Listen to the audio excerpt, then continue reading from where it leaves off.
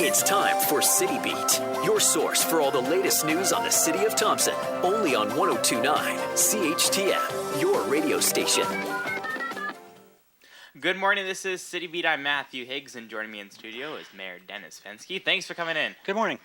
If you have a question you'd like to ask, give us a call at 677-8181. Before we get into any questions, I think you'd like to notify us about what's open during the holiday breaks. Yeah, we're into the Christmas season, so just to make people aware of City Hall and Public Works, they will be closed Monday, December 26th and Tuesday, December 27th. They'll also be closed Monday, January 2nd. In regards to the Norplex Pool, they'll be closed Saturday, December 24th, Sunday the 25th, Monday the 26th, Tuesday the 27th, as well as for the New Year's holiday, Saturday the 31st, January 1st, the Sunday, and Monday the 2nd of January.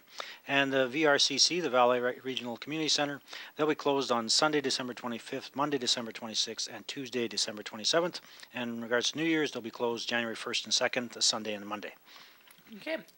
It is also very cold outside, and you also like to talk about how to keep safe out there for winter. Absolutely. A couple safety shares. One in regards to the ice conditions. As we all know, we've had a couple days of good freezing weather, which is good for making ice, but it's still not thick enough in spots, so you have to be very cautious whether you're walking, riding, or driving on ice. So make sure that you know where you're going, what the conditions of the ice are. Let people know when you're leaving, when you're supposed to be arriving back, so that people can keep track of you.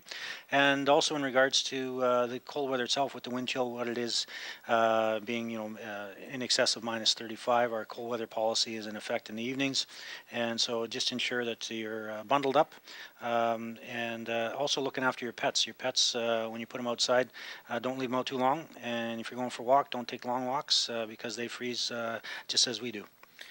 This morning, there was an official signing of the transaction agreement between Valley and the city for the water treatment plant. What's in the near future hold for this project? Well, just this is the legality of signing over documents in regards to the ownership and operation of the water treatment plant, and so this confirms the transaction agreement, as you mentioned. Moving forward in 2017, Valley will continue to operate the water treatment plant, and we will hire operators to shadow Valley employees. In 2018, we'll reverse roles. Our people will operate the water treatment plant, and Valley will shadow for support.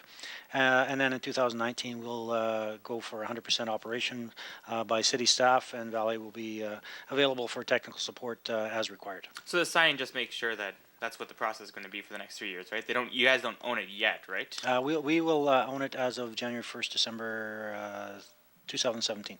Okay. A few public hearings happened for a council meeting this past week also. First of them is the social services facility that you put on Westwood Drive. What's going on there? It's just a normal application for services for youth. There is a similar house a couple doors away, so it's not out of the ordinary in the neighborhood. So it's just a process of having the permitted use provided. And then there's also a new zoning bylaw put in place, which changes to the urban reserve there. What's the changes? Well, this relates to all of the zones that were changed over previously that included hotels and motels, and through the transition of our zoning bylaw, those applications were omitted. So this is a process that allows hotels and motels to be operated in those zones as a permitted use. So it's just cleaning up a document that we have in place, and it applies not only to the urban reserve but all of the properties that have hotels on them at this time. And it was mentioned in the document there. I think it said 5 hotels within that zone. Correct. Yeah. How big is this urban reserve, by the way? Well, the urban reserve, it pertains to one property, and that's the Mystery Lake Hotel property. And so basically that's owned and operated by the Nelson House First Nation, and that's the designated urban reserve. So the CMU, or the zone right there, it's more than just the urban reserve then, right? Absolutely, yes. Okay. The waste disposal grounds project went over budget by, it said, almost $150,000. Yeah. Where are the extra expenditures going to come from? Basically, it comes from the reserves that are in place for the landfill operation. And what happened is that we did we didn't, but the local government district who owned and operated the landfill previous to us, they hired a consulting firm to do some design work in regards to some specific capital work required.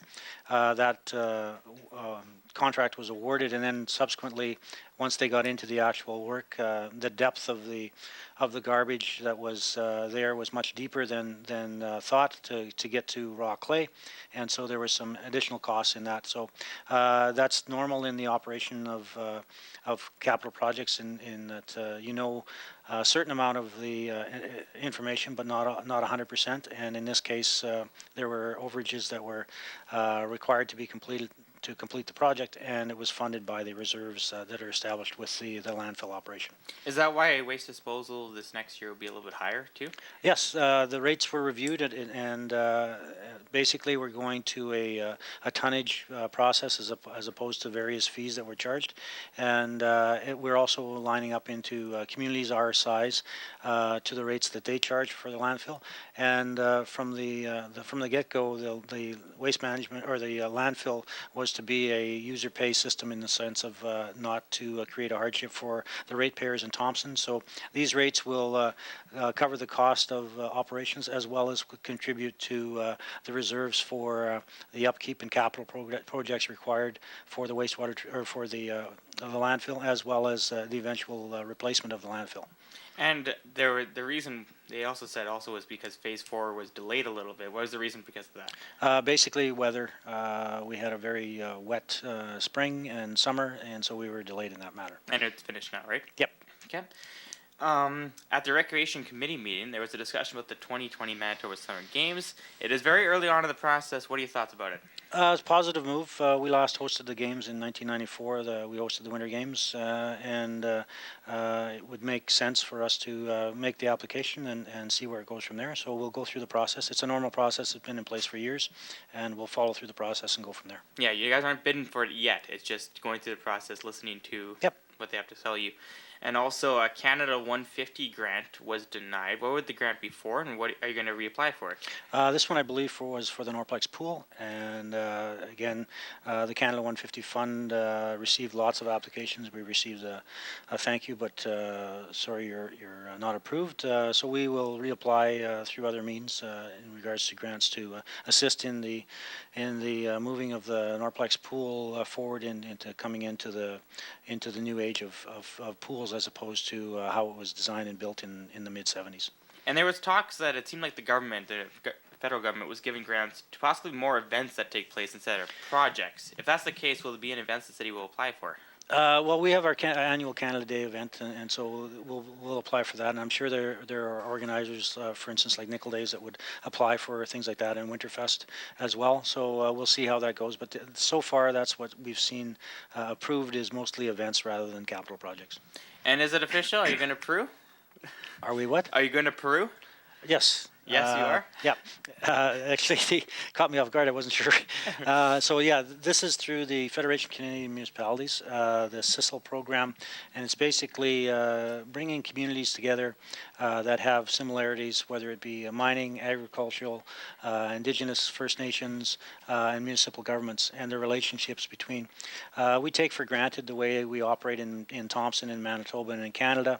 It's very much different in South America in regards to the relationships between mining companies, Indigenous groups, municipalities, and so we're just doing a comparative and bringing our success stories to them, and they're asking how things work. So there's about 14 mayors from across Canada that will be attending this, and look forward to seeing Peru and seeing how things are done in South America. So have you ever been to Peru before? No, I haven't. No, so when you go there, you should maybe know a little bit more about the country. I'm going to ask you these few questions, okay? Sure. What's the capital city of Peru?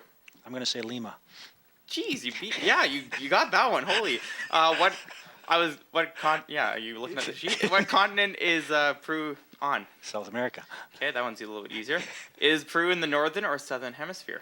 It's in the southern hemisphere. It is, correct. And the pattern and colors of the Peruvian flag is similar to what country? That one you got me. I don't know. It's Canada, actually. Very nice. The colors and pattern is the exact same, just no maple leaf. There you go. Look Perfect. at that. Hey. So now you know some more information about Peru, so when you go down in January. Absolutely. And Thanks. by the way, is the invitation from me still coming with you on the table? No. Oh, okay. Well, then I guess I won't go. That's it for this edition of City Beat. Thanks for coming in once again, Mayor. And even though you won't invite me to all your fun activities, make sure to join us every Thursday at 11:30 to find out what's happening around the city and City Hall. For 1029 CHTM, I'm Matthew Higgs. City Beat will be back next Thursday morning.